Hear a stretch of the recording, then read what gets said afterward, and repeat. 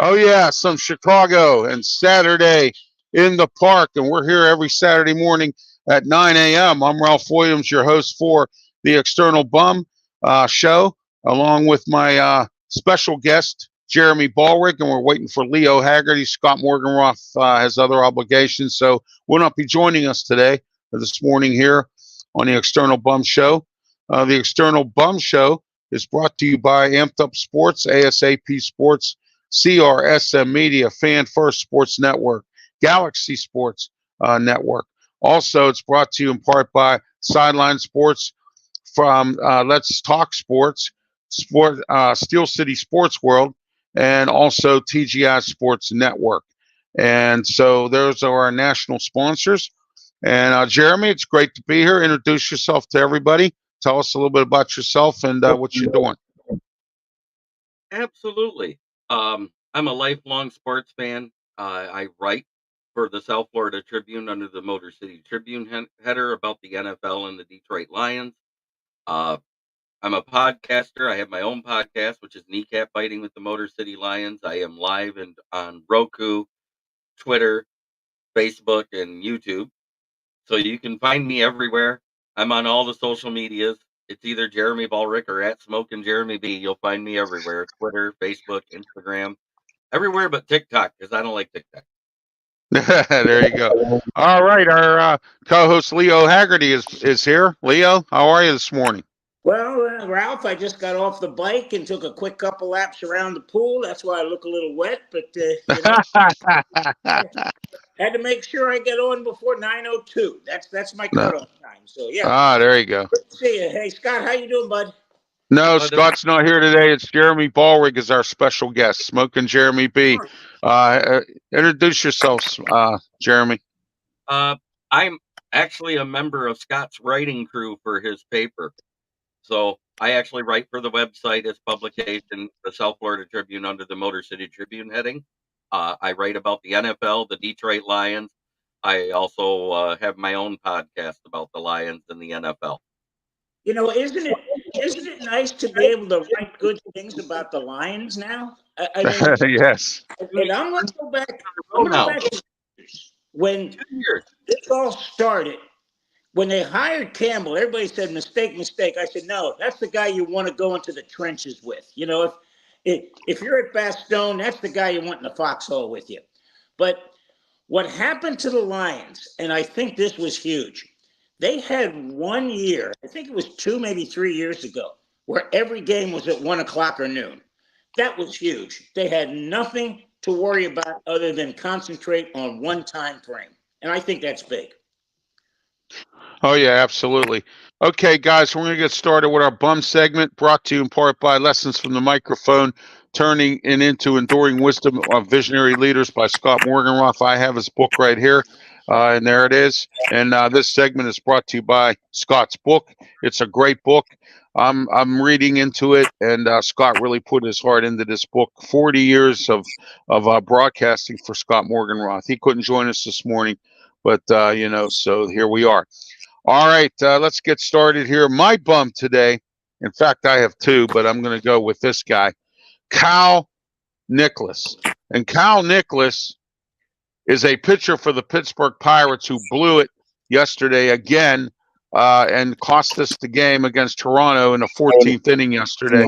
This guy has been a bum through the whole season. He walked 5 Cubbies and drove in 5 runs with the bases loaded in a game about 3 weeks ago. And I thought then he should have been removed from the team. But he's still with the team. I don't know what Derek Sheldon is thinking, but this guy's a complete bum.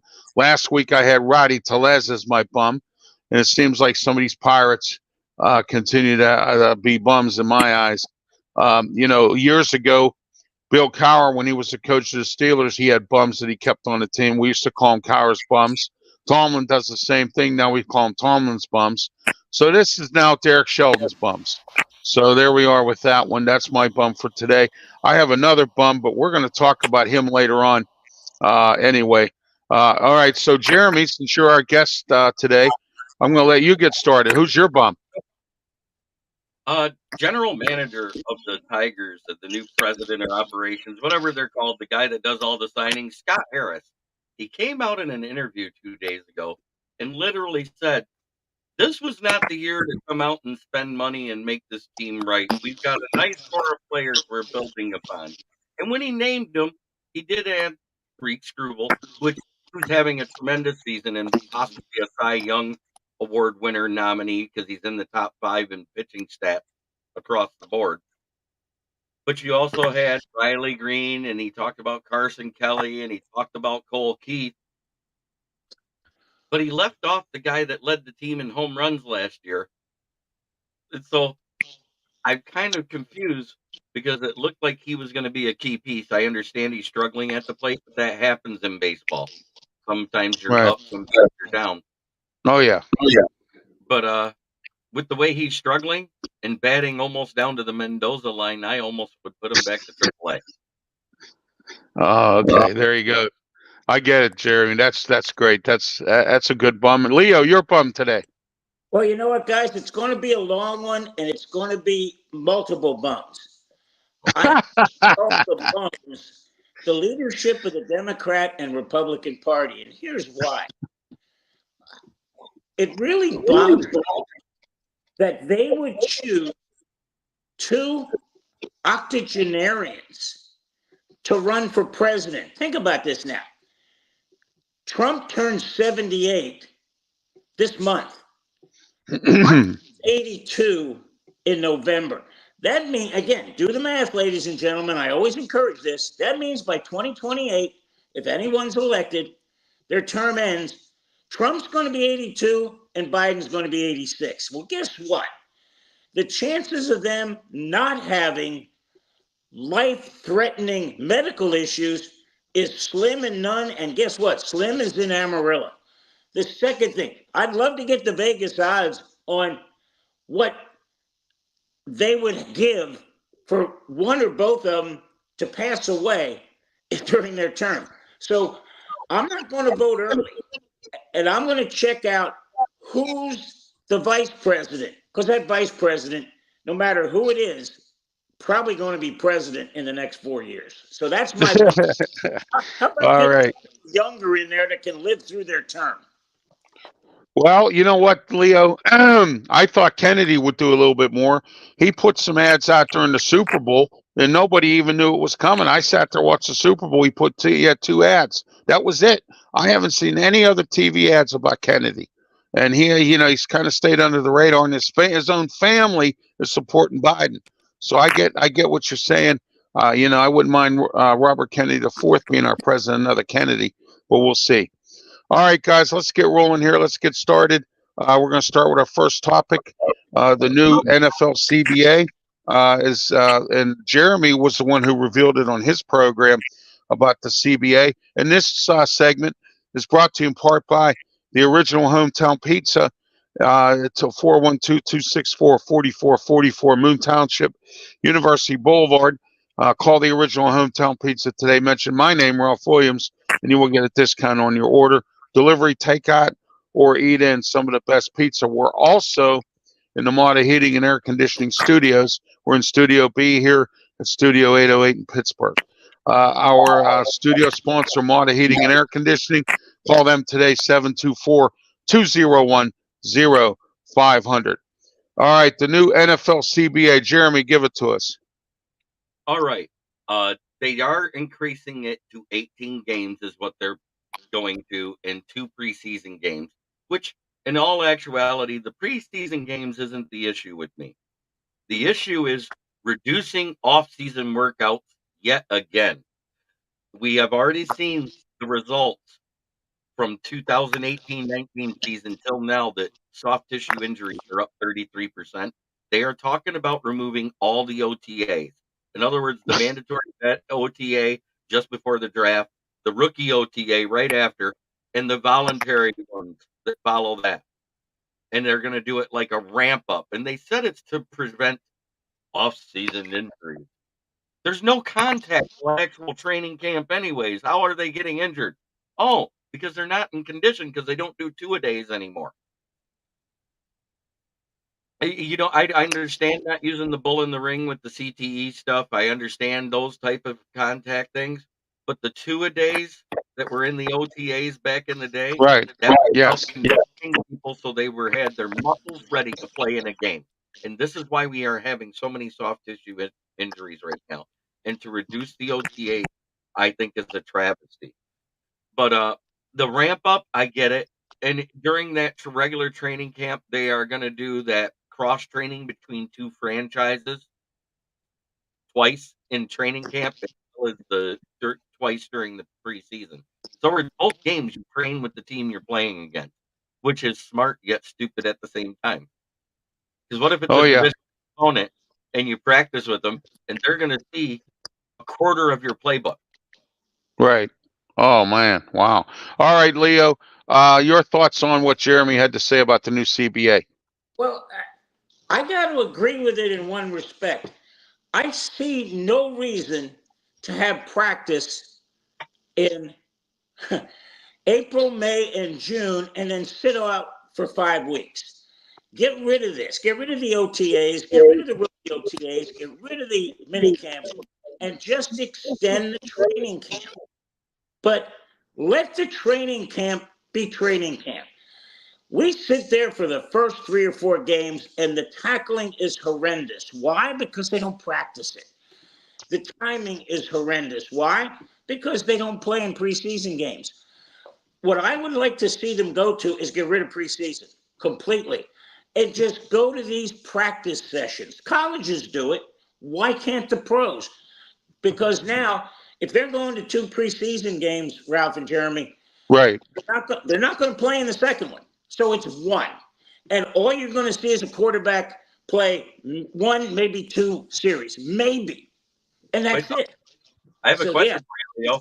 How many starters do you see play in the preseason now? Because I've You counted don't see none. any of them. Yeah. Yeah. So None. You I don't see any at all. the You know, our preseason. starters. Tomlin puts our starters in for one series in the last game of the preseason. So you know, this thing, like you guys are saying, to have these OTAs. I agree with you, Jeremy, and I also agree with you as well, Leo, that maybe these practices are not needed. But at the same time, I agree with Jeremy on the fact that there's going to be a lot of soft tissue injuries. There's going to be a lot because these guys have not had no what they call game time.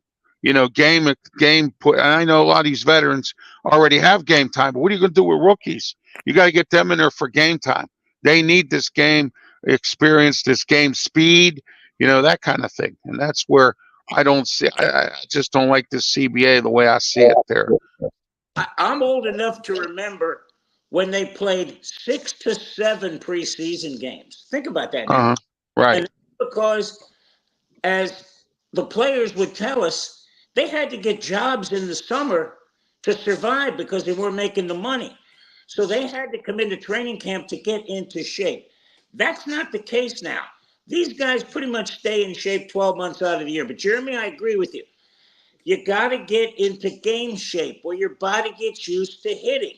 I can remember, again, I never played pro football, but I played college, and it was before, it wasn't the leather helmet era. But you would have to look in the mirror and say, okay, it's hitting time. You'd have to mentally get ready for this because your body's going to hurt, but it's going to acclimate itself to what's coming down the road during a game. And I've always said this. What's the difference between levels of football? In high school, there's a winner or a loser. In college, there's a survivor. In the NFL, everybody's beat up. That's why Tuesday's a Right. day. All right. Okay, guys, let's move on to our next segment. We're going to talk about Isaiah Buggs. Now, Isaiah Buggs played for the Steelers. He played for the Lions, and he was with the Kansas City Chiefs. And Leo, I don't know if you heard this story or not. Isaiah Buggs was involved in a situation where animal cruelty was involved. Okay, Jeremy, you're our guest. You were the one that broke the story. Jeremy, go ahead. Well, we don't know exactly how much involved he is. All I know is that even if he paid somebody to watch after his dog the 2 months he was away from home, he chose a bad person, which makes him negligently responsible either way. because we've seen it where if you give a dog away and the the license still has your phone number and information on it, you're the one that gets the ticket. One of his dogs was so sick and emaciated from lack of food and nutrition and everything else that had to be put down. They were both Rottweilers. The other one's still recovering in the animal shelter there in Tuscaloosa County, Alabama. So it's a awful, awful situation. And he was arrested and then given an OYR. He'll be going back to court. And I think it's because he produced some evidence that it might be that first situation that I said, that he paid someone while he was away on his vacation to take care of his dogs, and they just took the money and ran. But he's going to end up being negligently responsible and at least paying a fee, if nothing else. All right, Leo, your thoughts on Isaiah Buggs? Well, obviously, it looks like he tried to do the right thing. He thought he had someone to take care of his dogs. Now, again, he's ultimately responsible. But this isn't a Michael Vick issue. This isn't an issue where he was actually involved in the harming of his dog. Yeah, he hired the wrong guy. Okay, Right. he did that. He's going to have to pay for that. What's more worse is he's going to have to pay because his dog had to be put down. I mean, Absolutely. Yeah. And this is a sad story. Just it is. Dogs were being taken care of, and a Rottweiler of all things. I can't imagine what it'd be like to watch a Rottweiler just fade away, because that's what it would be looking like. See, like dogs outside are going to live off of the rain, and there has been a lot of rains this spring, even in Alabama and everything else. So that's why they survived as long as they did. But the lack of food, the nutrients. Right. Nutrients, exactly. And having them, probably having them on chains, maybe. I don't know what the situation was. They had no room to roam, probably, and that's bad. And then, so, you see on TV, the AFSC or whatever it's called, asking for donations, and you see the stuff that goes on there. I can't stand that commercial. I shut it off every time because I don't like to see that kind of stuff, ASPCA. They've been in Right. business for years, but what they allow to be seen on TV anymore in those commercials, it shouldn't be allowed. It's way too much. Right. Yeah. Oh, yeah, absolutely. All right. Okay, guys, we're going to get into baseball now. Each of us are going to tell about our team. Detroit Tigers are playing the Pirates, who is from the Pittsburgh Pirates, and Leo's the Tampa Bay Rays. Leo, we'll start with you. How's the Rays doing? What's going on? I'm going to throw two of them out there, Ralph. The Rays are just hovering around 500, which is kind of what I predicted they would be until maybe July or the beginning of August, because they lost their two top pitchers. One Right. on the shelf and one got traded to the Dodgers. So, you can't expect to go through the season trying to get your 3, 4, and 5 starters to be your 1, 2, and 3. So they're just they're 2 or 3 games either side of 500 right now. They're kind of just hanging around till they can figure out how to get things moving. And again, just hang around there. But I'll tell you what, guys, you got to understand, I'm from Philadelphia, so you cut me, I bleed cheesesteak. How about the Phillies? 40 wins already. They are playing September baseball in April and May. This is phenomenal. They have wins. And again, it is. Their starting pitching is off the charts. Ranger Suarez has 9 wins. I think Nola and Wheeler have 6 and 7 wins. I mean, they're getting 6, 7, 8 innings out of their starters pretty much day in, day out. And that's huge to protect that bullpen. But yeah, the Rays are around 500. The Phillies are the class of the league right now. Well, you know what, Leo? The Phillies for years laid an egg. I mean, they really haven't been prominent for a little while now, but this year they're finally becoming prominent. So Jeremy, the Detroit Tigers. I know they're playing the Pirates right now, but go ahead. As long as we don't have to face 12 teams, we got a shot, because we just can't hit a fastball to save our butt. as you saw.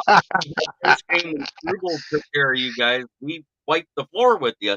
And then Skeens comes out there and everybody forgot where the batting zone is What and we swung through the plate. Um, and Riley Green said it best in the interview after that show. He goes, "Yeah, I got to quit trying to push myself to swing the ball faster. Smoother swings are a faster swing than trying to force it." And we saw it because he was up against a fastball pitcher 2 nights ago again, and he took one to the yard. So Right. Yeah. it it's that type of situation. Um, these guys got to learn to be smoother, get their hands started better, get their hip and their shoulders into it, and just let the bat do the work for them because that's what it's made for. Right. Right.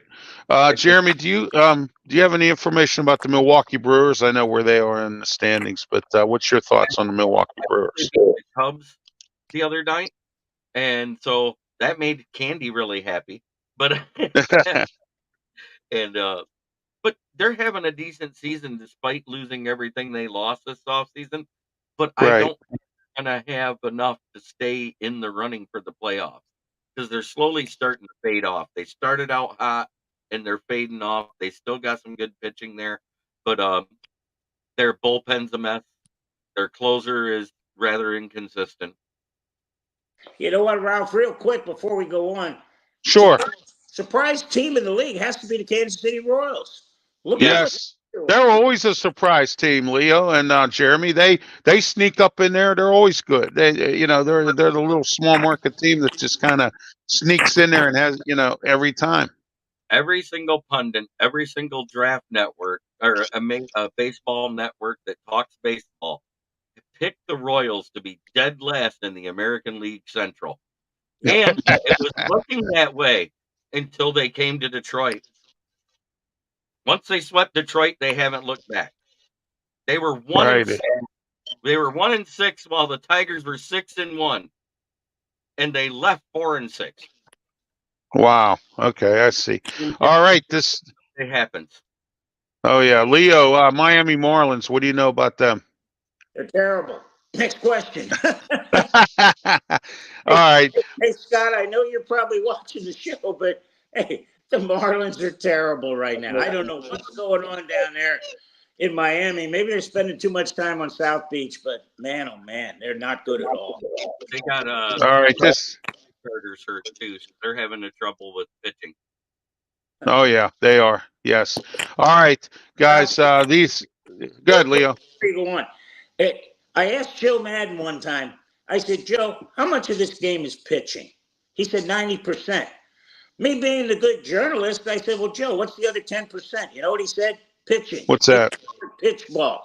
And, Jeremy, you're exactly right. You got to have pitching. If you don't have pitching, you're going to waller somewhere in the bottom half of your division. Absolutely.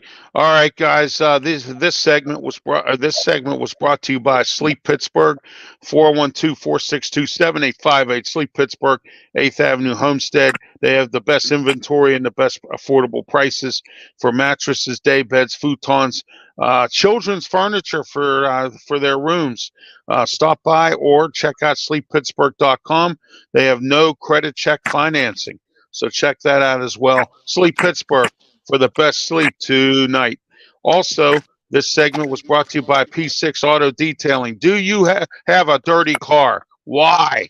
Get to P6 Auto Detailing in New Kensington, 412-965-6578. P6 Auto Detailing. And also today's show is brought to you in part by Lessons from the Microphone with Scott Morganroth. I have his book here. Go and get it on Amazon. Check it out today. Some of the best writing by Scott in regards to the media, and I need to. I'm into this book right now, but I need to get further into it.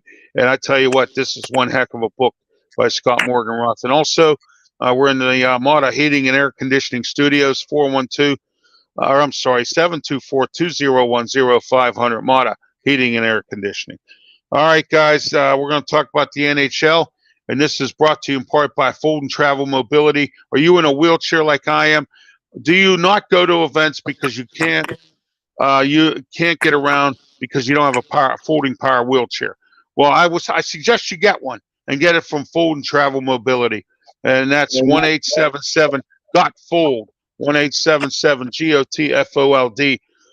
20 years of experience. They have the best experts. Also, will chat with you on foldandtravelmobility.com. Set you up with the right model at the right price. Fold and Travel Mobility. Don't be sad. Be glad. Go out and attend events. Get out there. Put this fold and power wheelchair in your car or in your vehicle and go and do activities and events. Don't let it hold you back. All right. Call them today. That number again, 1-877 got Fold, GOTFOLD. All right, guys, the NHL our segment. Edmonton's up 3-2. Florida's up 3-2. I said about Florida, I like Florida. They're a scrappy team. They're in this all the time. We'll start with you, Leo. Florida Panthers. You go in the playoffs as far as your goalie will carry you. And again, Bobrovsky, he's like the little girl with the curl. When he's good, he's very, very good. But when he's not, he's still pretty good.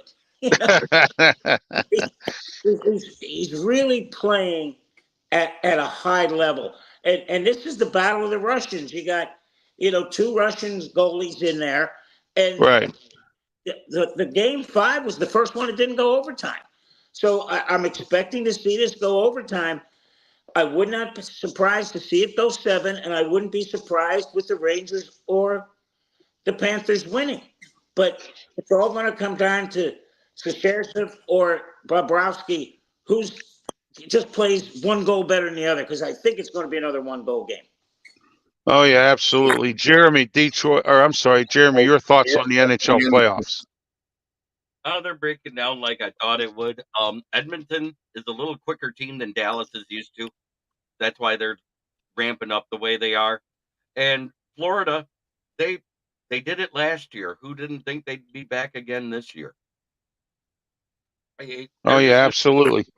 Top to bottom, they score well. They have great goaltending. They're coached well.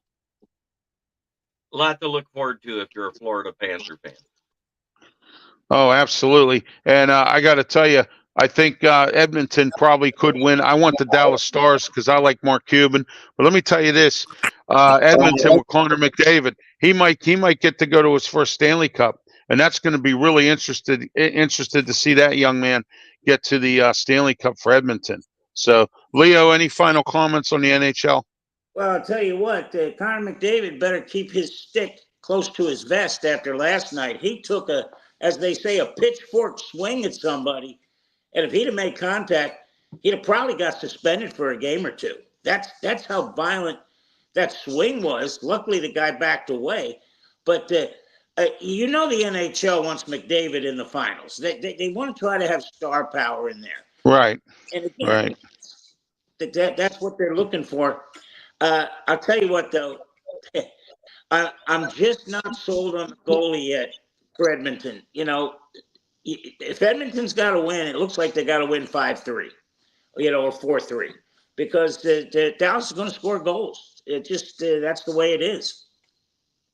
Oh yeah, absolutely. All right, guys, we'll wrap up that segment, and we'll get into the NFL next. And this segment is brought to you in part by our studio sponsor, Mata Heating and Air Conditioning. Call them today, 724-2010-500. No, that is our studio sponsor, but this segment is brought to you by Draft 412/Draft Nation. Get on their website today. They do the best breakdown of all the drafts, whether it's NHL, NFL, Major League Baseball. I just had JT Toth on my show on Tuesday from Draft Nation, and he talked with us about the NHL draft, the NFL draft, and the baseball draft coming up, NBA draft, any kind of draft. Draft 412/draftnation.com. Get on our website today. Check them out. They have an e-magazine that they'll put in your inbox for $9 a month. You can't beat that. The information you get is phenomenal. So check out Draft 412/Draft Nation. And Mata Heating and Air Conditioning Studio, 724-2010-500. Okay, guys, NFL. Jeremy, we'll start with you. Detroit Lions. How's OTAs going and what's going on with them? Well, the first week of OTAs, you saw our first round draft pick be the biggest standout, and the most improved player out of the vets so far has been Jamison Williams in week 1, which is good to Right. hear. How we did spend a 12th pick on him overall. But our third best player that week was Sion Baki on special teams. He was showing out, and an honorable mention to 6-year veteran UDFA guy Traquan Smith that came from New Orleans and then went to the Broncos. I don't know what's wrong with Russell Wilson, but I worry is Traquan Williams in his 5 years in New Orleans had 131 catches, 1,764 yards, and 18 touchdowns. Sounds like a contested red zone guy to me, right? Right. If you've got 131 catches and 18 of them are in the end zone, that's better than Julio Jones numbers for a season. But and he's a good receiver, right? Yes. Yes, Okay. he is. So now he's here, and guess what we hear? He's catching everything thrown at him in coverage in the end zone. That's what Detroit does not have, is a secure end zone guy that can make those contested catches. He's 6'2" and 210. This week, they said it was Kerryon Arnold again. But the other two guys changed. Khalif Raymond showed out this week as one of our receivers and special teams guys. And linebacker UDFA Mitchell Agood that we signed last year, the kid out of Australia that came from that NFL football academy there in Sydney. Right. This kid's going out, but at the same time, I like to tell my fans to stymie that enthusiasm a little bit, because Alex Anzalone and Jack Campbell, these are voluntary OTAs. They haven't came back yet. All right. Leo, Tampa Bay Buccaneers. Yeah, let me take care of pretty much the whole NFC South on this, because, guys, here's an amazing stat. All 4 teams have new offensive coordinators this year, and it's phenomenal, because when you look at the Bucs, you look at the Falcons, both of them have Sean McVay tree offensive coordinators. Robinson up in Atlanta and Liam Cohen down in Tampa. And what's going to happen when you play the Rams, they make so much pre-snap movement, you think you're watching the Rockettes. And again, a lot of people who are listening have no idea who the Rockettes are. Just watch. I know who they are. So. But they want to give you so much smoke and mirrors before the snap that they figure you're just going to get mesmerized by all the movement, and someone's going to miss an assignment. So that's what you're having. Tampa, the big question mark wasn't what was going on, but who wasn't there? Offensive tackle Tristan Wirfs. And Wirfs is probably the best multi-side tackle in the NFL right now. He can play right side or left side. Either way. And everybody's getting all excited, this, that, and I said, look, it's voluntary workout. If he misses the mandatory minute camp when you can get fined, then start to worry. But I don't get upset with players that don't show up for voluntary workouts, because if you get hurt, nothing's going to get done because it's voluntary. No, not at all. You're right. You know, from a business standpoint, it's best to stay there. And I hate it when media guys say, well, he's being a bad teammate. No, he's been a good businessman. Right. Leo, what's your thoughts on Jacksonville and Miami this year? Again, it's all in the NFL. It all comes down to quarterback. Right. And go back to Detroit. Look what Jared Goff's done up there. Everybody. Oh my gosh! Yes. I thought he was washed up. What a bad trade to get rid of Matthew Stafford. Well, Stafford won a Super Bowl, but Jared Goff's going to get Detroit there. It's just a matter of next year or the following year, because he's proven he is a bona fide franchise quarterback. Jacksonville, you got Trevor Lawrence. Miami, you got Tua. And protect him, then you're in good shape. Bottom line, guys, and I've always said this, there's 3 things that a quarterback wants. He wants a good offensive line. He wants a real good running game. And he wants a great tight end that can get over the middle. You get that, you're going to have a good quarterback, because now play action becomes part of the offense. Oh, yeah, absolutely. Okay, guys, let's talk about this Gabe Stevenson. I don't know if anyone is. It was announced today that the Bills signed this guy. He's going to play defensive tackle. He's an Olympic wrestler. No NFL experience, none whatsoever. The Steelers at one time, and I'm going to get into Steeler OTAs here in a minute, which I'll talk about right now. I kind of jumped the gun a little bit here. With Steeler OTAs, we have Justin Fields, who the Steeler coaching staff and their infinite wisdom wants to put him at punt and kick returns. And Justin Fields said, I want to just play quarterback. That's my job. Arthur Smith is coming up with some plays to put Justin Fields and Russell Wilson on the field at the same time. All right. I think the Steelers this year mainly are going to run the football. It's going to be a run-happy kind of offense. We're going to have to throw to a lot of our tight ends because we don't have any star wide receivers other than George Pickens. We'll see what Roman Wilson does. We have some other guys, Van Robinson from the Rams. We're going to find out what these guys can do, as far and see where Omar Khan, they call him the Khan man. We're going to see if he can come up with something before training camp or before the season starts. Get somebody in here, that can play opposite George Pickens. So we have a lot of guys. Then we have Austin, our one wide receiver. He's just a little small guy, but he can fit into some plays in the gaps, and he has great speed. So we'll see where he goes with that, Calvin Austin, and we're going to find out what happens here with the Steelers. So that's what's going on there. But anyway, if you guys, your thoughts on the Steeler OTAs, we'll start with you, Jeremy. Sounds like they're having a decent camp, and I'm glad that Justin Fields said, "Hey, I'm a quarterback. I don't want to do that." I mean, I understand he's athletically gifted enough to do it, and granted, it was Chicago, so I take the fact that he looked like a running back that could throw the ball and throw it out the window because there's a history of developing quarterbacks. The last developed quarterback that threw for over 3,800 yards was Eric Kramer. Oh yeah, we have right. We have two quarterback coaches this year. We have Mike Sullivan, who was with the Giants, coached Eli Manning. He's been in the team for a little while, and now we got this new guy, Mike Azani, who came from the Jets. So we got two quarterback coaches now. So there's no excuse for bad quarterback play for the Steelers. Your thoughts, Leo, on the Steelers? Well, there's always an excuse for bad quarterback play. You got a bad offense. That's it.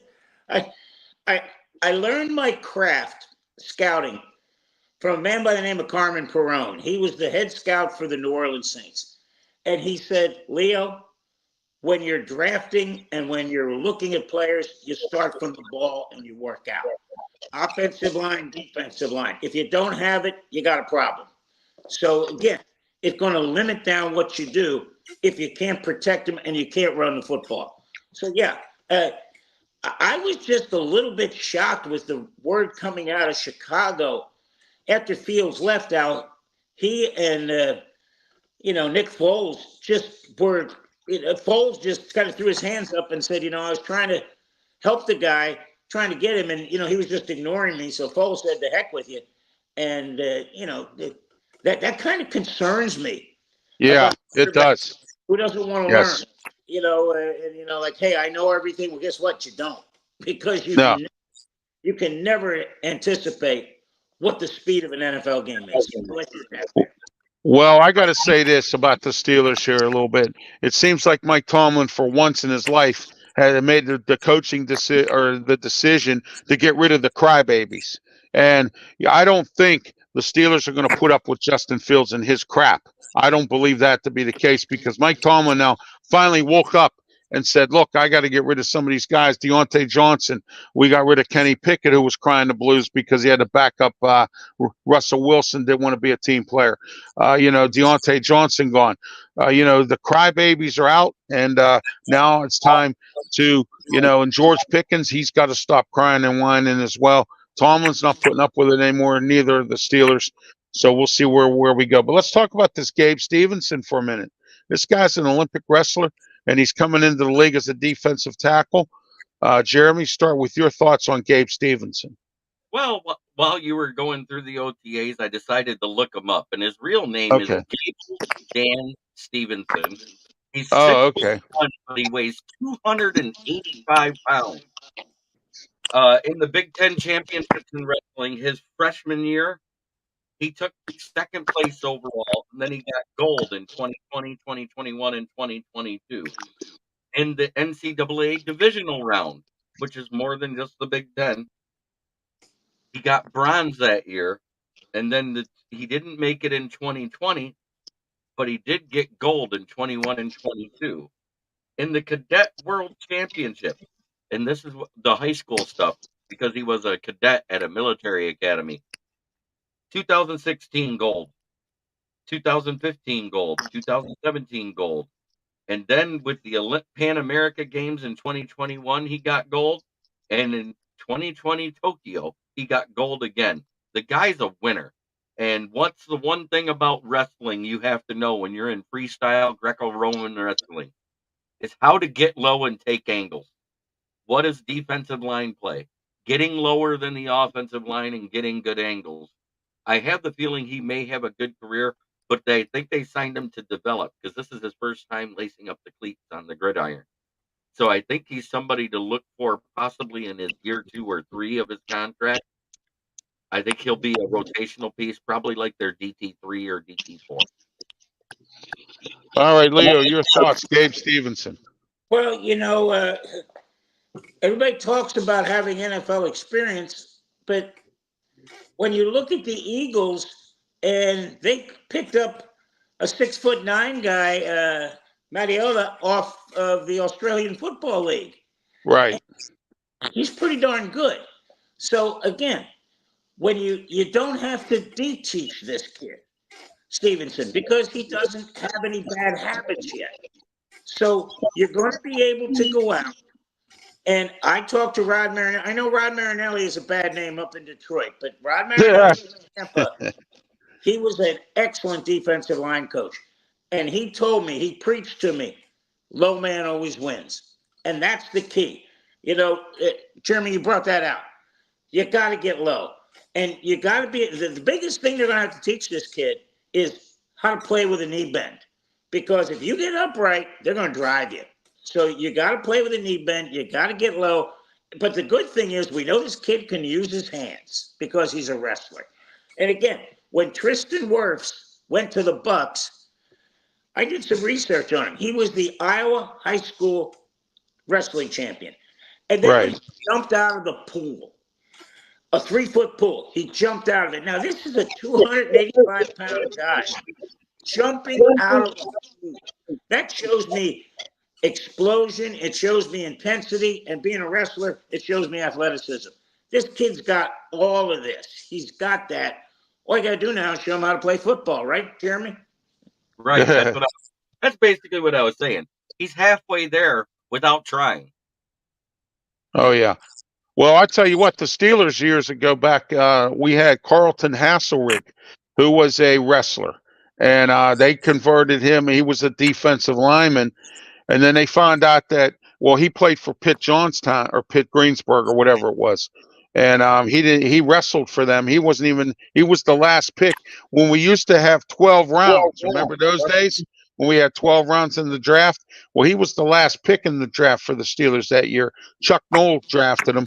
And then what had happened was he was terrible at defensive tackle. They moved him to offensive line, and he didn't do a bad job. I mean, he faded away, passed away. I think it was probably 10 or 12 or 15 years ago. He passed away. So what I'm saying is wrestlers can be converted into linemen if they pay attention to what they're doing, and it depends on who the coach is as well. All right, guys, our final segment. It's open segment for each of us, and this is brought to you by the Allied Powers Wrestling Federation Live Pro Wrestling, Sunday, June 23rd. I will be there, 3:00 p.m. Evolution, it's called, and we're going to have EC3 there, who is the NWA World Champion. S&T Bank Arena in Indiana, Pennsylvania. First seat tickets are $25, first 2 rows, $20 for the floor, $15 general admission. Bring the family out. Evolution, brought to you by Allied Powers Wrestling, and the promoter is Bubba Brewer, who's been on my wrestling program many times. So check it out on Sunday, June 23rd, 3:00 p.m. I will be there. Smoking Jim Frazier will be there. So come on out and see us. Say hello. Watch some great wrestling. All right, guys. Open talk. Anything you guys want to talk about? Jeremy, you're our guest today, so I'll start with you. But let me see. I had something off the tip of my tongue, and when you asked me, it just went whoop. Give me just one moment. Go ahead to Leo for a second. Go ahead, Leo. You know, what is the NCAA thinking? Okay, they Right. settled lawsuits for 2.8 billion. Okay, great, but they also mandated that schools can now spend $20 million on NIL. Well, who's going to police that? That's my question. And where's the money coming from? Is the NCAA going to give every school $20 million? I doubt that because they're the greediest. You know, when you look at the three most corrupt organizations in the world, and John Lentz, my basketball guy, who I played with in high school, I was the point guard, he was the shooting guard. He brought this up one time. He said the three most corrupt organizations are the IRS, the mafia, and the NCAA, and not necessarily in that order. And I'll tell you what, they got to start figuring out what to do. Because if I'm a commissioner of a Power Five conference, or if I'm a president, what do I need the NCAA for? All they're doing is middlemaning the TV money. Why can't I just go to the networks myself? And when those conferences figure that out, the NCAA will go away. I don't expect to see the NCAA past 2027. All right. Let me comment. Let me comment on that a little bit, Leo. I was the one who said that they need to cap the NIL because it was getting out of control. They need to do something about the transfer portal. Like, for instance, you can only go to one team. You can't be transferring around to 10 different teams. Okay. So now that everybody's going to get a salary cap, more or less, kind of like this $20 million. Okay. The NCAA should have thought about this a long time ago when they got started with the NIL. And not only just that, the transfer portal's out of control. They got to do something about that. If they can control them two things, I think the NCAA can fix itself. But it's hard to fix something that's so broken that you just don't know what to do anymore to fix it. And that's just like trying to fix a block wall that fell down and you're trying to continue to put up concrete and it's not going to work. Jeremy, go ahead with yours. Here's Okay, here's my biggest problem with it. Oh, hold on, Jeremy. Go ahead, Leah. Nobody in NCAA thinks down the road. Well, if all of a sudden you're going to start paying these kids, do they become employees? Well, Right. now you know there's going to be a lawyer somewhere down the road that's going to try to unionize this. And watch out, because the NCAA is the worst organization for looking ahead as to what roadblocks you can have. That's a big one. Because if you're going to tell a kid, okay, we're going to pay you, and then all of a sudden you don't perform, we're going to take away the money. Okay, whoa, hold on. Now I'm an employee. Now it could get interesting. Jeremy, what do you think of that? well, here's what I said as soon as the NIL started and these Power Five conferences slowly became the Power Four, because you can't call the Pac 2 or the 2-pack a power conference anymore. Yeah, and I'll tell you what, here's my problem too. You got presidents running athletics. They have no clue. You know, Dave Alexander was on the show a couple of weeks ago, and he said, yes, what does Rutgers need to do flying to UCLA to play a women's volleyball game? Think about this. They were only thinking about football. That it's crazy. This is going to be nuts. And UCLA and USC are going to be the worst teams in the Big Ten because they're not going to get any California kids go. Why do you want to do that when your closest game is Nebraska, other than Washington and Oregon? No. Wait, they got a contract the next 4 years still to play one game in Hawaii. So each of those teams have to travel that 8,000-mile round trip on top of all the travel coming east. So you're talking about they are the only college teams in NCAA history that'll travel more than the most traveled football team last year, which was the Seattle Seahawks at 29,832 yards a mile. they will be traveling more than the Seattle Seahawks. And you know what? You know the big winner in this whole thing is, guys? San Diego State. You know why? Yes, absolutely. Brian, mine. And I said, Brian, why don't you try to make a move? He goes, we're just sitting tight because everybody's going to leave California and we're going to get our pick of the litter down here because we're going to be the only California school south of Fresno. Think about that now. That's crazy. Yeah, Oh yeah, Fresno's absolutely. out of that too. And that's what Oh a yeah. lot of people aren't realizing. Those smaller schools like UCal, Berkeley, and all that, that's not Cal, that's not USC, that's not any of those. All those teams are going to get more players now. The smaller Oh, schools. absolutely. Absolutely. You're right on that, Jeremy. Jeremy, go ahead with your closing thoughts. Go ahead. Or, I mean, your open thoughts. My open thoughts is, here's the thing. You want to talk about training camps and maybe extending it. If you left the OTAs alone, you don't have to extend training camp. Because now that you're going to do 2 joint practices in the training camp, I get that. I don't mind the reduction of preseason games because you're right. All that's for is seeing which backup can beat the other backup to make the roster. That's all it's for. That's auditioning for 31 other teams if you don't make the team. That's 100% the truth. And God forbid, I had somebody telling me the Lions didn't do that much. I sat there and goes, wait a minute. If you look at what the Lions' biggest weakness last year, it was passing defense. Yes. Our Yes. run defense was 3rd in the league. Our passing defense was 28th, which means there's only 4 teams worse than us, and one of them wasn't the Panthers. All right.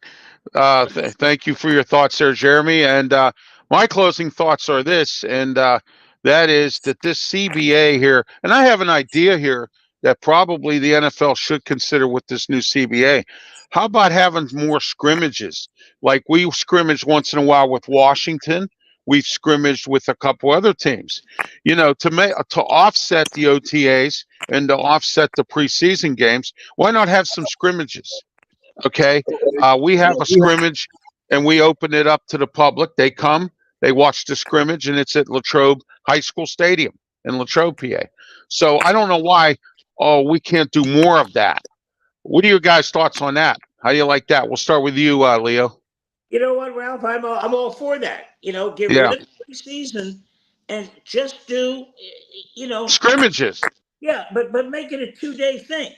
You know, Right. go Yes. for a couple days and just do 2, maybe 3 of them. That's all you need Yeah. because you know colleges start fresh, and with the NFL with the tackling rules where you can only tackle 20 practices a year, those first 3 or 4 games that's almost like throw it away because they're getting ready to play the rest of the season.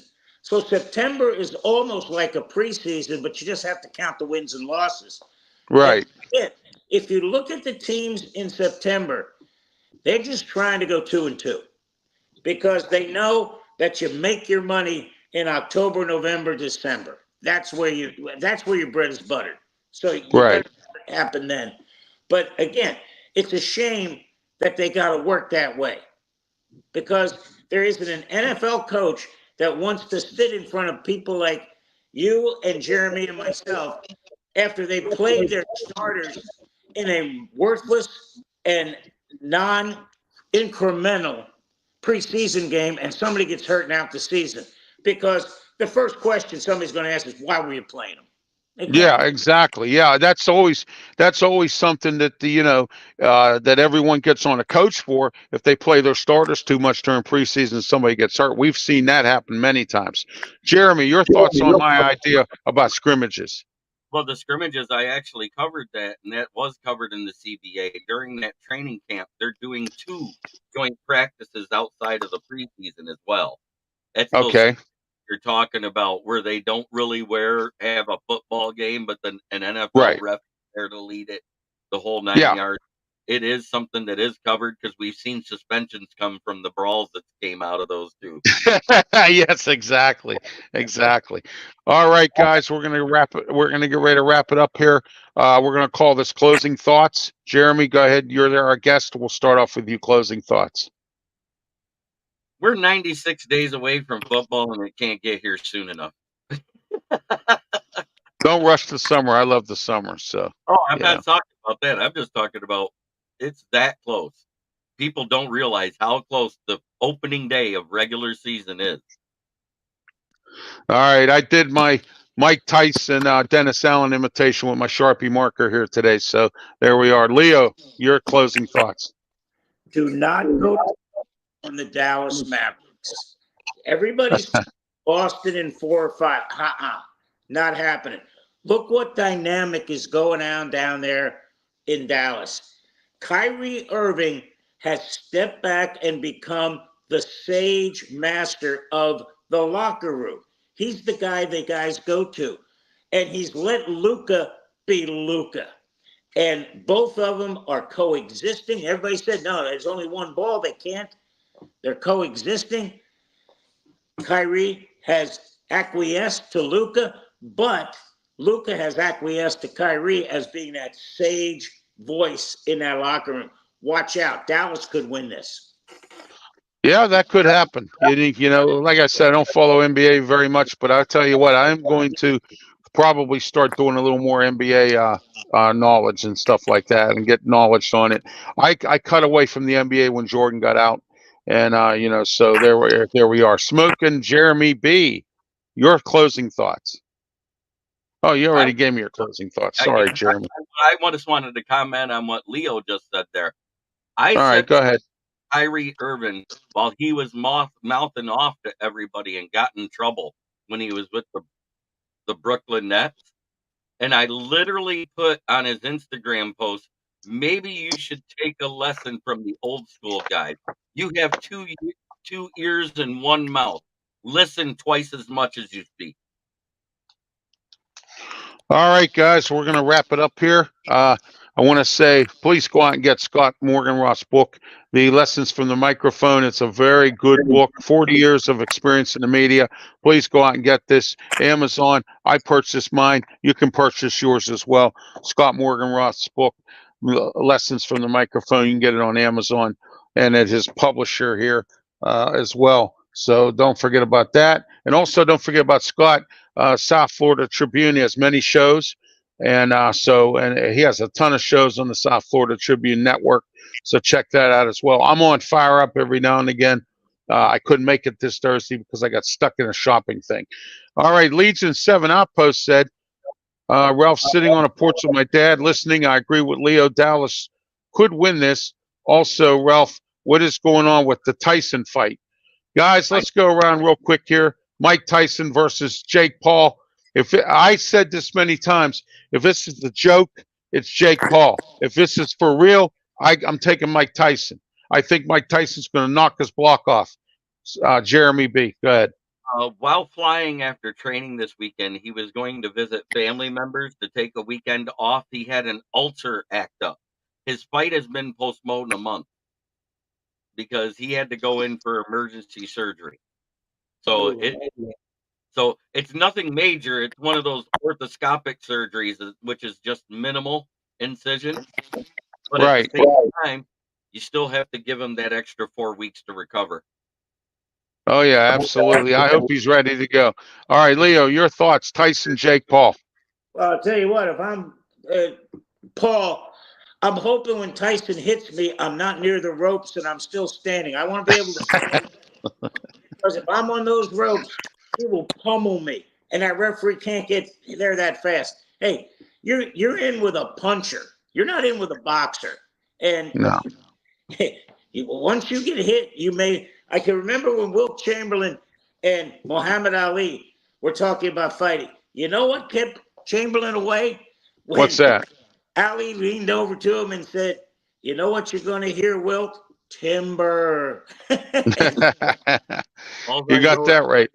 All right, guys. I'm sorry, Jeremy B. Go ahead. I didn't hear you. Mike Tyson swing in his training in the videos that's been posted, he looks like he still hits like he used to. And if you remember how he used to hit, I remember when he knocked out Leon Spinks in 18 seconds. Yeah, that was, yeah. But you know what? Though everybody gets on him about the fight with Buster Douglas. That was the fight that really killed Tyson's career. All right, real quick here, Legion 7 Outpost before we wrap it up. Surgery, oh heck. My dad just said, there you go. Ralph was right. It was a joke for publicity. All right. Thank you, Legion 7 Outpost, for participating. Leo, go ahead and promote yourself.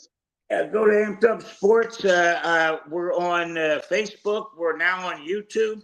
I'll be putting up my post on who's hot in sports, what teams are hot right now.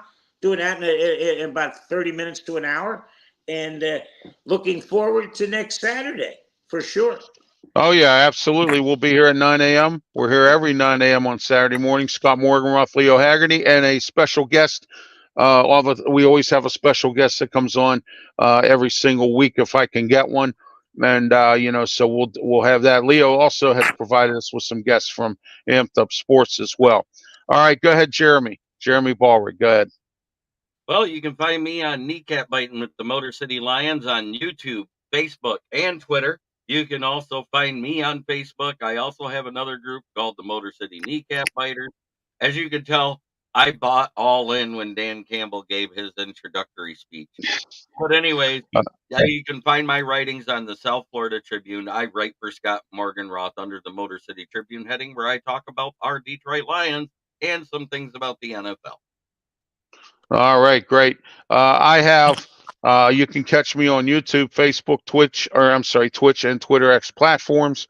I also am on Tumblr, and also don't forget about TV. If you live in the Pittsburgh area, Allegheny County, PCTV, Channel 21, Comcast, 47, Verizon Cable. RW Media is coming back to TV. We're going to be on PCTV, Sports Corner Radio, the Ralph's Opinion Local.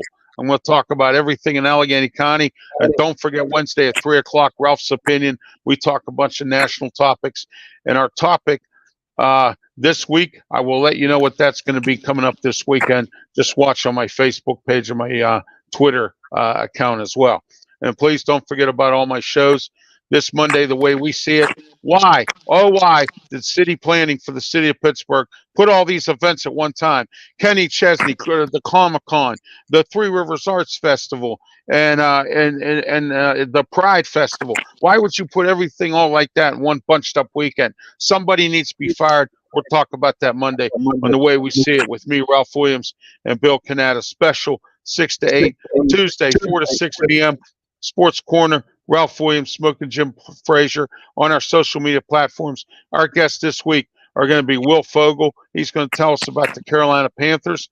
Also, we're going to have Daniel Polinsky. He's going to be on with us for the wrestling segment. He's the father of Corey Graves on the WWE SmackDown.